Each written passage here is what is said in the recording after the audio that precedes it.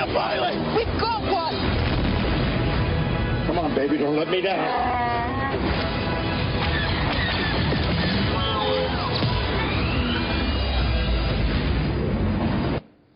Well, that was a clip from the latest trailer for The Force Awakens. It was released only in China, the 7th installment in the beloved Star Wars franchise, set to debut in theaters 1 week from today. Fans are already lining up for tickets, and some are sold out. Joining us right now in a Fox Business exclusive is IMAX CEO Richard Gelfond. And Richard, when I do see Star Wars, I want to see it on an IMAX screen.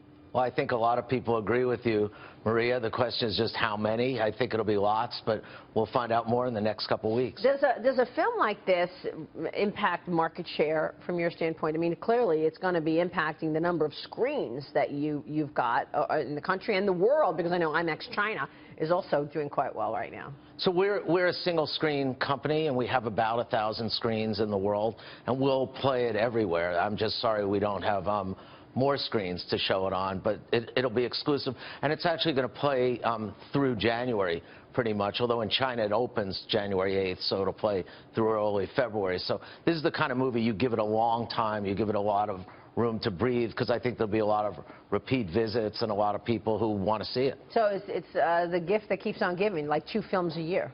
We hope so, but what we were talking about before is that a typical movie, it's a movie, it comes in, it goes away after 3 weeks, and that's it. The good thing about Star Wars is if this movie works, as you say, there'll be 2 films a year. The tail will be in January, and there'll be a new film every December, or in one case, I think it's the middle of the year. So going forward for the next 3 or 4 years, we should have 2 Star Wars films a year. So if this works, it's a multiplier effect. It's not just one movie working, it's a franchise really working. Very cool stuff. Jack Otter. So how soon in the process of a movie being made do you get involved? I presume that you like it to be shot in a certain way to optimize it for IMAX screens? IMAX cameras you want it to be shot. Yes, and for Star Wars, that's the good news. We were involved from the very beginning.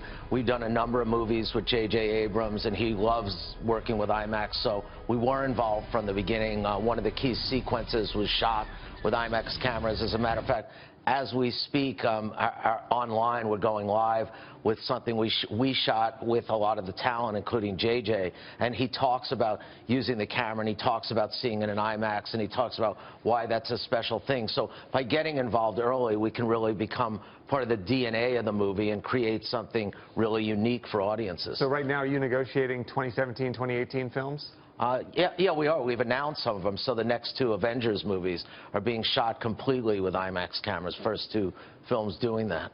So why open in China? I mean, I know 1.4 billion people, but this is a really a sort of an American franchise. It's got great depth in the culture here. Why open it in China and not in the U.S.? It is opening in the U.S. first. It's opening next Thursday night in the U.S. It opens in China on, I think it's January 8th, which is they just released the trailer in China. Which is a few weeks later. Okay. But since you mentioned China, that's going to be a really interesting place because, as you say, John, it doesn't have the history in China that it has there.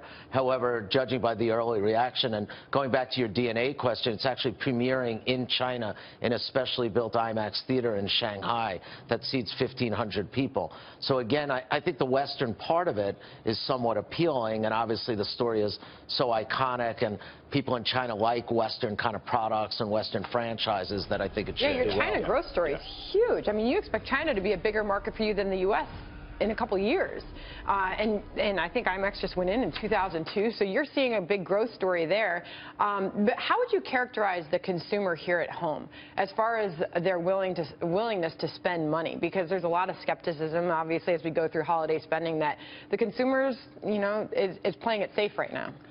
We've had a very good year so far, and I think for high-end kind of affordable luxuries in a way, it's pretty good. So I think maybe the very high end, you know, it doesn't even seem that way. Even high end autos have done very well. So IMAX, for an extra $3, you really can feel like you got something special. I saw the Star Wars trailer in IMAX, and it's a very different thing. It's a very different experience. So I think maybe if it cost $100 more, the consumer would be skittish. But the fact it's only a little bit more, and you feel like you're getting a really first-class special experience it works. And the first part of your question about China, we've seen really no impact in China from the slowdown, if there is one. And Box office looks good there? Yeah, and I think it's, Maria, it's because of consumer discretionary. So I think manufacturing, export, a lot of the data we read in those areas are down. But consumer discretionary is very strong, especially at the, the higher end. Tell me how technology is going to affect your business. You have it's a unique experience being in front of an IMAX screen.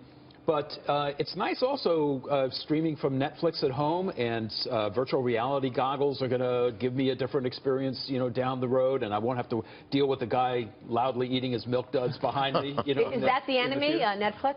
No, as a matter of fact, we partnered with Netflix in doing a day-and-date release of one of their films coming up. I think content's going to be consumed on multiple platforms for different reasons. And again, I hate to harp on it, but it's such a good example right now, Star Wars. I mean, I don't think people are going to want to see Star Wars on their tablet sitting by themselves in their home. Right. I think cinema is a social experience. I think, in a way, IMAX is virtual reality. You're inside the movie. With that said, I think there are other kinds of experiences. So The Artist, think of that movie. I don't think you necessarily need to go to an IMAX theater. You can watch that on a tablet. So the market will segment. Well, how tough is it going to be to top this year? Avengers 2, Jurassic World, Furious 7, Mockingjay 2, Star Wars.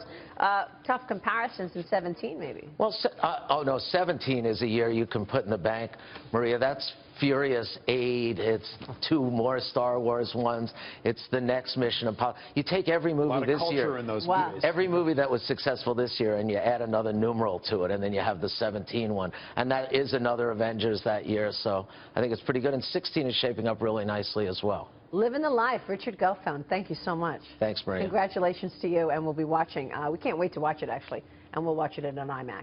Richard Gelfond.